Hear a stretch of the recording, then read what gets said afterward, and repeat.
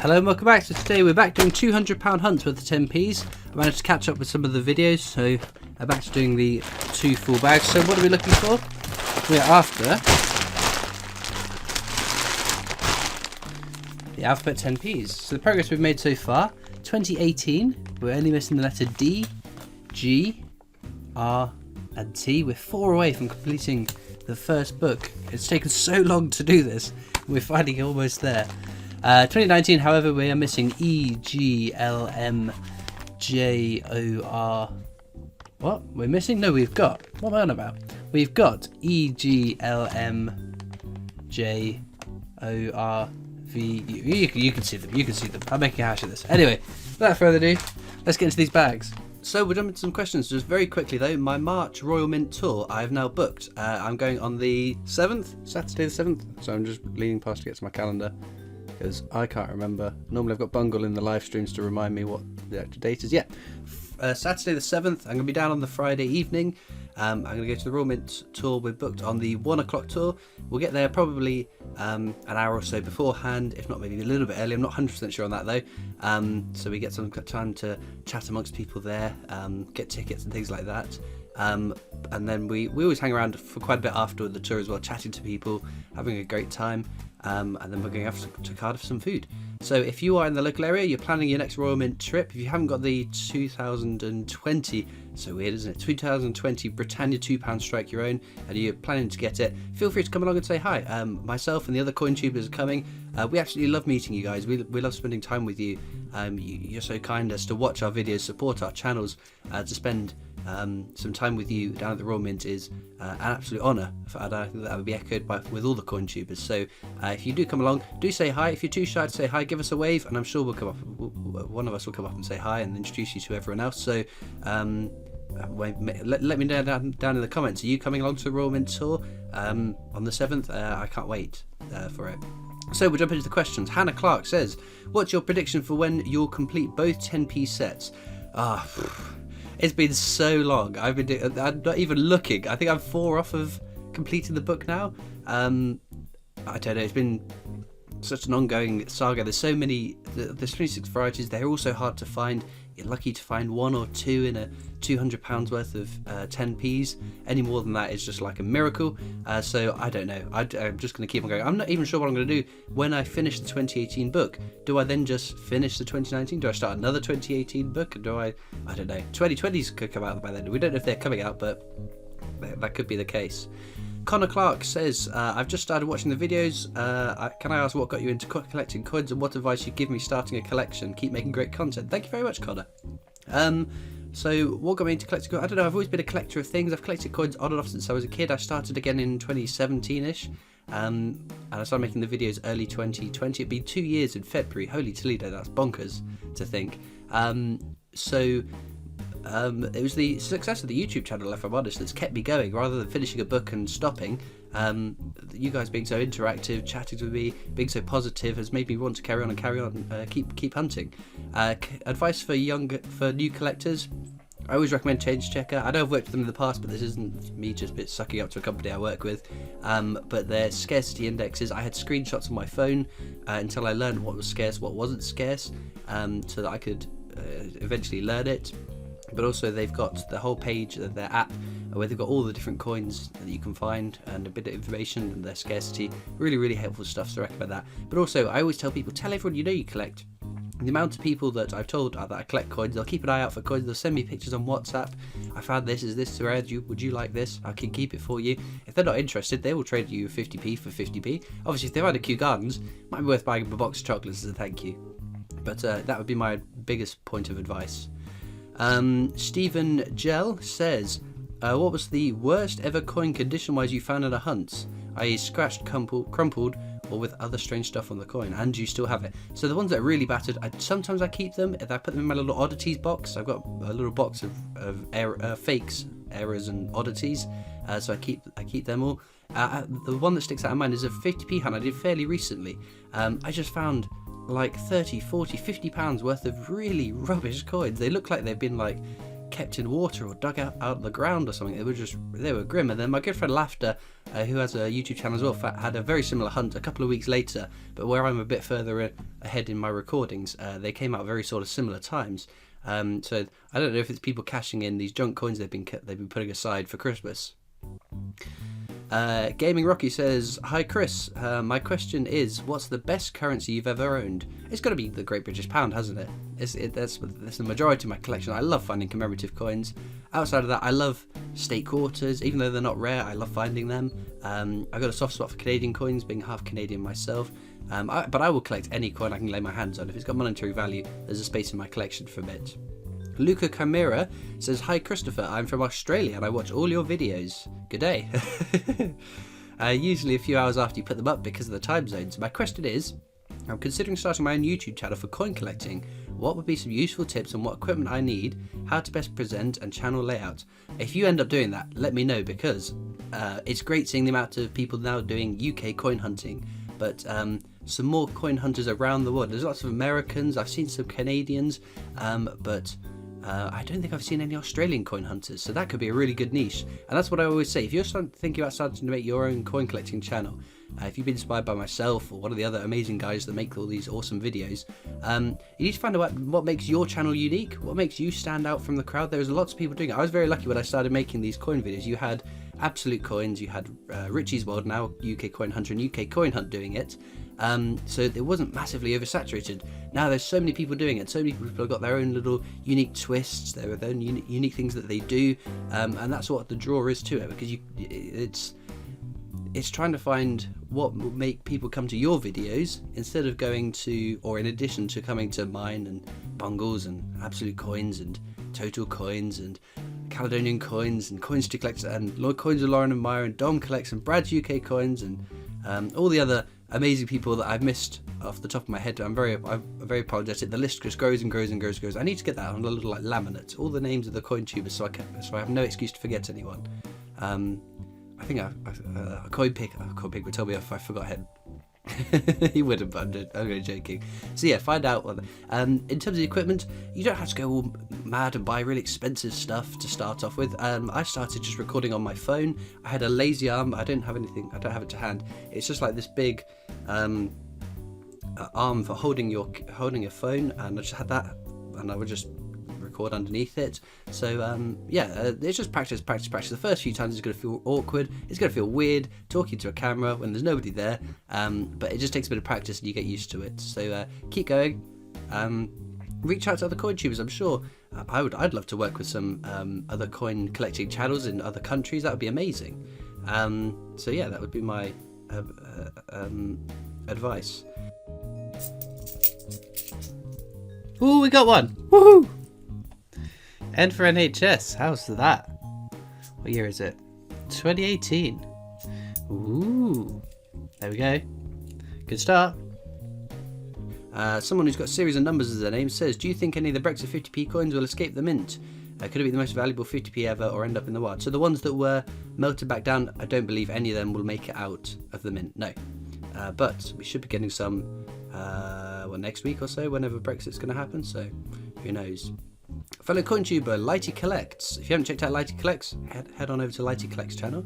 Did a fantastic review of my Holy Toledo Christopher Collects tokens, which are still available. I've got one to hand actually. I didn't plan this, but I've always got them lying around somewhere. There we go. Holy Toledo token available at www.christophercollects.co.uk. Don't judge the website, it's very poorly put together because it's made by myself. Says, "What's your opinion on Isle of Man coins? I think the designs on them blow ours out of the water." Oh, 100%. They are absolutely beautiful coins. The Lockton Ram 50p is my favourite territories 50p, but there's so many awesome designs at the Isle of Man. It's a place I would love to go on a holiday and just take back bags and bags of coins to have a couple of Isle of Man hunts. But yeah, that's my favourite territory, some awesome designs. Tim Ross says, "Hi Christopher, love the videos all the way from Las Vegas. Tell us a bit of obscure Star Wars trivia." Oh man, where do I even start? The problem is, I am such an obsessive fan of Star Wars, even the obscure, weird Star Wars trivia doesn't seem obscure and weird in my mind, because I just love Star Wars so much. One of my favourite things though is some of the niche characters. So Wedge Antilles. My cat's actually named after Wedge.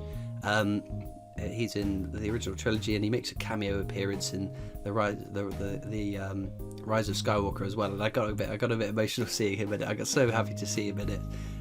But Dennis Lawson, the actor, is actually Ewan McGregor's uncle, and Ewan McGregor obviously played Obi-Wan in the prequel trilogy. So his first memory of Star Wars is they went to see Uncle Dennis in the movie, which I think is really, really cool.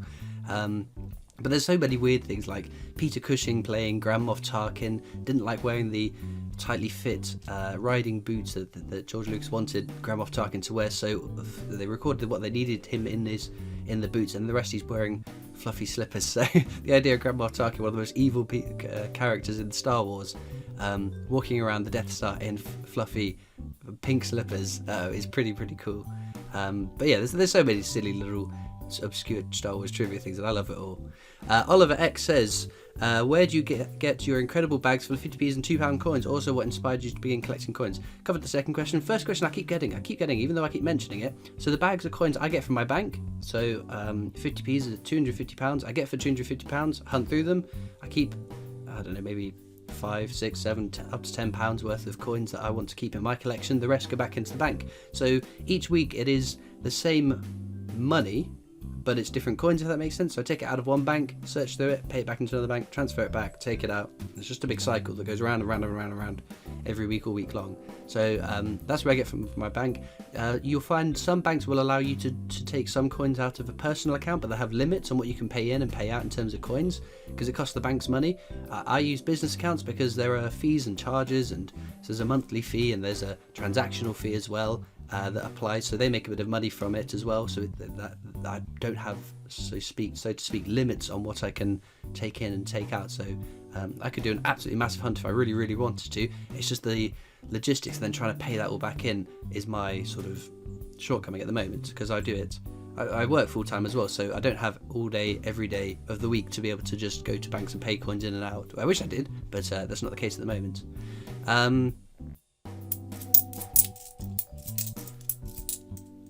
Oh, 2018. What's it going to be? F Fish and Chips. What a stunner. My favourite design as well. Wowee. Well, we got 2 so far. Emma B84 says, hi Chris, love your channel, watching whilst I'm away in Italy. Do you have a favourite country design for the Euro coin? I don't know a huge amount about Euro coins, because I don't get a chance to hunt through them, if I'm honest. I've had a fair few euros in, like, they've been sent to the PO box that I've hunted through. I think they're really, really cool. I love them. There's I didn't realize there was such a variety within one currency, so it is a coin I would love to spend more time hunting through if I had ready access to euros.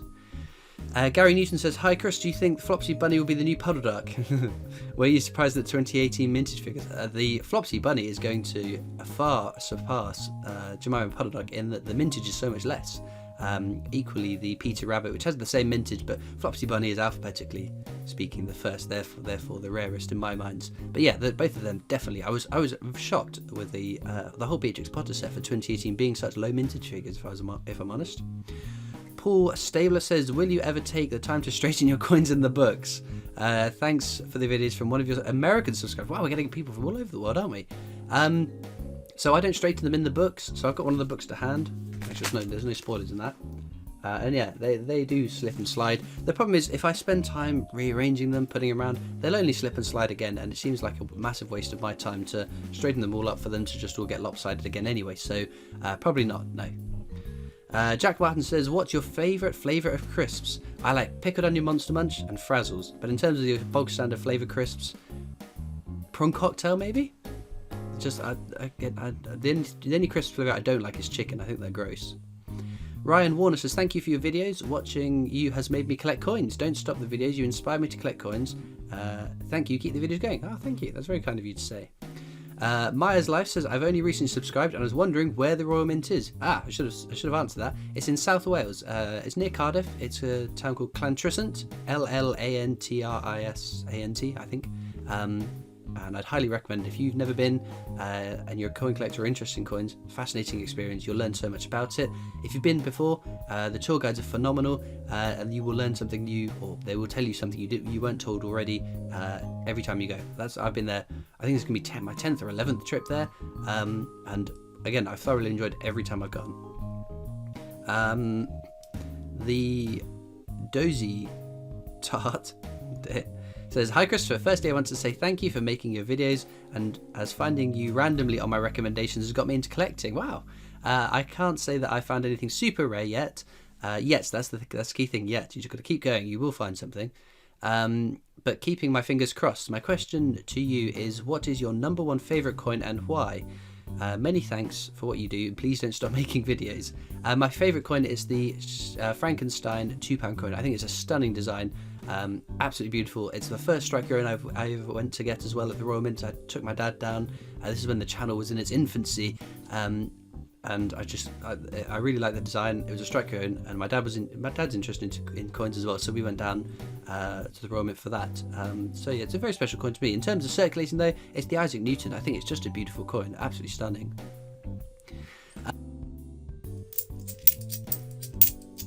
Ooh, there we go. Number 3, Holy Toledo. K for King Arthur. Knights of the Round Table. 2018. Ooh, very nice. What a stunner. We'll wrap up with one more question from Charlie JHTV. Says, question, what do you like most about doing this? Wow. Well, easiest question is it's the nice, lovely, positive messages I get from people. Of course, there's the odd detractor. I would say 99.9% of people that interact with the videos are positive, really nice, kind people, probably like yourselves. The odd person will manage to stumble their way down the rabbit well of YouTube recommended videos and end up on my channel or my videos without an interest in coins and just totally not understand it and leave some snotty comment. But I know if I'm having a rough day, I've had a cold recently, so I've been feeling a bit rough. So if I'm having a rough day and I'm thinking, I know I can grab my phone, I can look through the comments, and it's all a bunch of really nice positive messages. There's the usual suspects with their jokes that absolutely cheer me up and make my day. The lovely stuff that gets sent to the PO box, whether it's a letter, whether it's coins, whatever it happens to be. It's amazing to be in a position where people want to write to me, and it just blows my mind. Meeting people at the Royal Mint is awesome fun. The other thing is the little coin collecting community we've got, the coin tubers at large on YouTube. It's such a positive little niche, a positive little corner of our own little corner of the internet where we all chat, we all work together. We're all friends, and that's what makes it really special. Even like the regular viewers, I would consider friends that I've met at the Royal Mint that I've spent time with on Discord chatting. It's just amazing. I just love doing it. It's one of the most positive things in my life by a long shot, and I thank you unreservedly for everything you do. But we're getting a little bit hokey now. We're getting a little hokey. So I think what we'll do now is we'll get back to the coins. Well, unfortunately, 3 letters that we already have, but I'm never going to complain about finding 3 in one hunt. That just doesn't happen nowadays. This oddity as well I pulled out. It looks coppery, but it's definitely just a corroded one. But pretty neat nonetheless. But to get 3, holy Toledo. We are on a bit of a roll with these 10p's. Well, all that leaves me to do now is thank you so much for watching. I hope that you've enjoyed, and I'll see you next time for more coins. Bye!